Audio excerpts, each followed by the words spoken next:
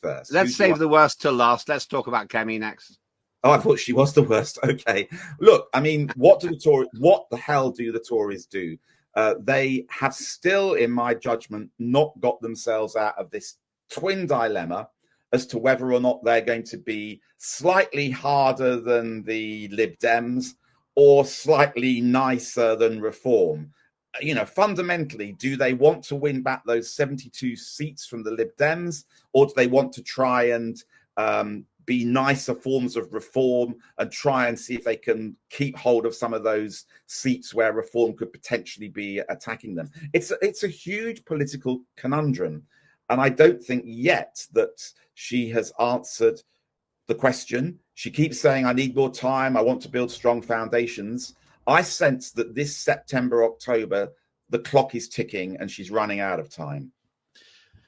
Kemi hasn't got the party moving, and they could change manager the way Manchester United might choose to keep changing managers because they're doing so badly.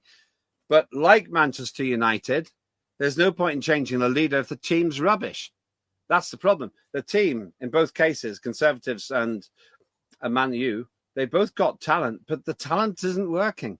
And that's the irony, considering their campaign used to be Labour isn't working. Kemi Badenoch is in charge of a ship which is taking on more water than any pumps can get rid of. I actually think they won't disappear, but they could end up, and I'm on an honest sort of guy, they could end up behind the Lib Dems the way things are going. Well, they are in some opinion polls already heading in that direction. But I mean, the question is imagine that we were in her office, not Ed Davies' office, we were in Kemi's office and we're saying, what do you do? I would struggle. I would really struggle because I'm not sure what the path is. I'm not sure what the advice is that I would give her. But she somehow has to reestablish what it means to be a Conservative. And I don't know anymore. I really don't. As I said, is it a nice version of Reform or a nasty version of the Lib Dems? I've no idea.